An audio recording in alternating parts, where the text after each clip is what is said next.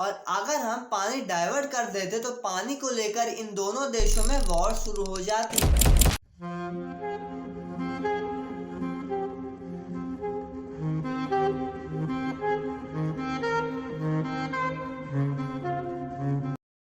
हमारे देश का सबसे बड़ा रेगिस्तान एक हरा भरा जंगल बनने जा रहा है और इसकी शुरुआत हो भी चुकी है। थार डेजर्ट एक ऐसा डेजर्ट है जहां सिर्फ 150 mm की ही बारिश होती है। इतनी कम बारिश कि इससे ज्यादा बारिश तो मुंबई जैसे शहरों में कुछ घंटों में हो जाती है। यहाँ पर एक तरफ सर्दियों में 5 डिग्री का टेम्परेचर हो जाता है और वहीं पे दूसरी तरफ गर्मियों में इतनी गर्मी होती है कि यहाँ पे डिप्लॉयड हमारे सोल्जर्स रेत में पापड़ तक सेक लेते हैं। लेकिन अब अचानक से इस घने रेगिस्तान की काया पलट हो चुकी है, क्योंकि research papers, national and international media ये रिवील कर रही है कि Thar desert is turning green now. हजारों साल ये पुराना रेगिस्तान एक हरे भरे जंगल में तब्दील हो रहा है। इस इम्पॉसिबल काम को पॉसिबल बनाने के पीछे कई इनोवेटिव टेक्निक्स तो जरूर है, लेकिन एक ऐसी भी वजह है जिसको मैं शायद बोलूं भी ना तो आप बिलीव नहीं करोगे। मैं बात कर रहा हूँ ग्लोबल वार्मिंग की। यस, बिलीव मी और नॉट, जिस चीज से पूरी दुनिया की ग्रीनरी खत्म हो रही है,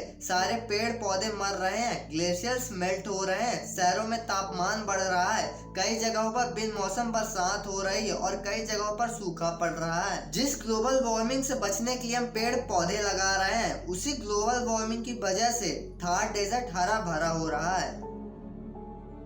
लेकिन क्या आपको पता है, इंडिया के लिए इससे बुरी बात कोई हो ही नहीं सकती है। Yes, Thar is turning green, ये हमारे लिए बहुत ही बुरी बात है, क्योंकि अगर ऐसा हो गया तो इंडिया के अंदर आने वाले कुछ सालों में बारिश की भारी कमी हो जाएगी, जिस वजह से हमारे पूरे देश में अनाज का अकाल पड़ जाएगा। और ये सुनकर आपको काफी पैराडोनिकल लगेगा।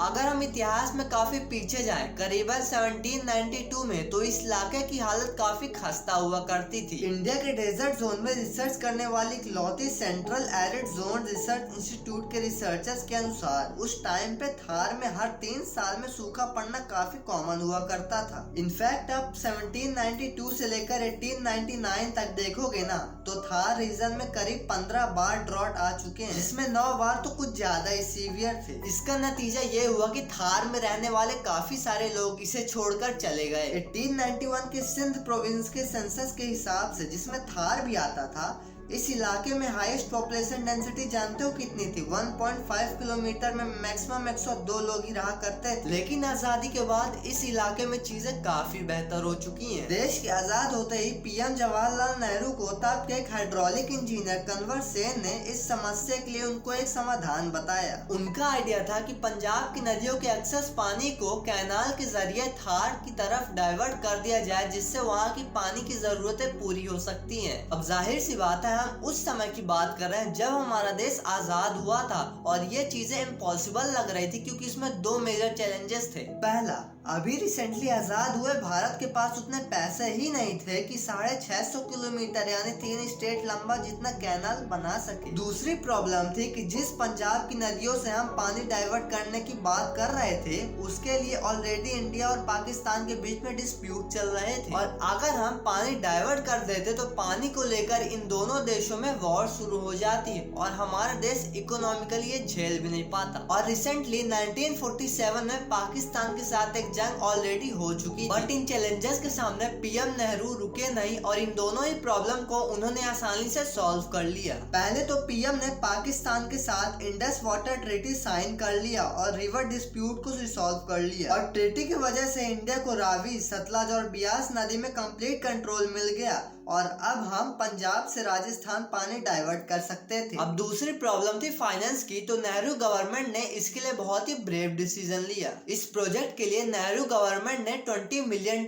एलोकेट कर दिए थे और उस टाइम पे $20 मिलियन ह्यूज अमाउंट हुआ करती थी, लेकिन गवर्नमेंट ऑफ इंडिया ने ये इन्वेस्टमेंट की। फिर लगभग 27 ईयर्स बाद 1985 में गवर्नमेंट ऑफ इंडिया का थार को ग्रीनिफाई करने का पहला प्रोजेक्ट सक्सेसफुली बिल्ड हो गया था। इस प्रोजेक्ट को इंदिरा गांधी कैनाल प्रोजेक्ट का नाम दिया गया था और ये इंडिया की लॉन्गेस्ट कैनाल है और वर्ल्ड की पहली सक्सेसफुली बिल्ड इरिगेशनल प्रोजेक्ट है। अब स्टैटिक्स देखे ना तो यहाँ पर कैनाल बनने के बाद यहाँ पर एग्रीकल्चरल लैंड डायरेक्टली डबल हो गए थे। जहाँ पर 1956 में 12.7% जमीन पर खेती हुआ करती थी, वहीं पर 1990s में 24.9% जमीन पर खेती होने लगी। ये डिफरेंस आप इस सैटेलाइट इमेज में देख सकते हैं।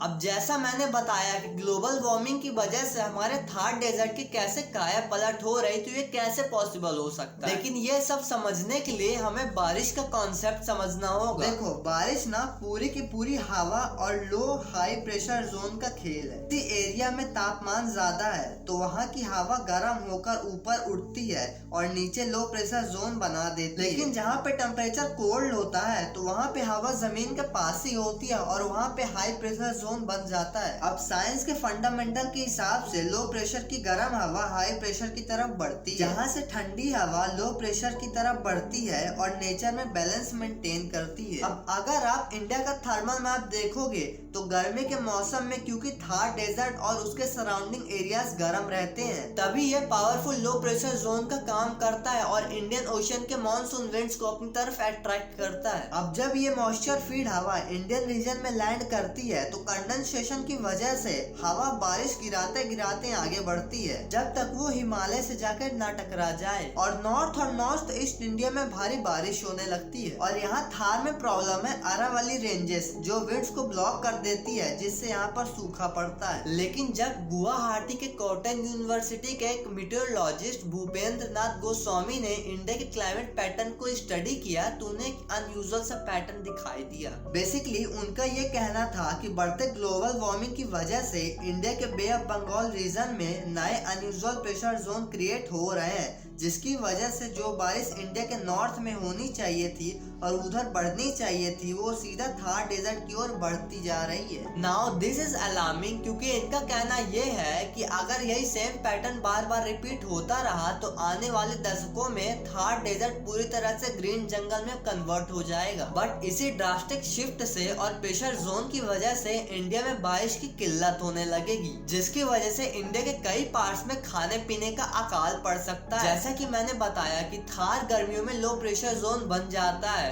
जो कि इंडिया में मानसून को अट्रैक्ट करता है। और जैसा हमने देखा कि थार में ज्यादा बारिश हो रही है और ये कोई एक साल का डेटा नहीं है, पूरे 50 साल का डेटा है। और रिसर्च में ये पता चला है कि वेस्टर्न इंडिया में 25% बारिश इंक्रीज हो गई है और नॉर्थर्न इंडिया में और ईस्टर्न इंडिया में 10% बारिश डिक्रीज हो गई है। और अगर यही पैटर्न रहा तो पूरा थार डेजर्ट एक ग्रीन एरिया में बदल जाएगा। और जस्ट थिंक अबाउट इट कि एक डेजर्ट जितनी गर्मी एक ग्रीन एरिया जनरेट कर पाएगा, मतलब ये एरिया लो प्रेशर जोन नहीं बन पाएगा और इंडिया में उतनी बारिश अट्रैक्ट नहीं हो पाएगी और इंडिया में बारिश की कमी हो जाएगी। सो गाइस, आज के लिए बस इतना ही। So stay healthy and stay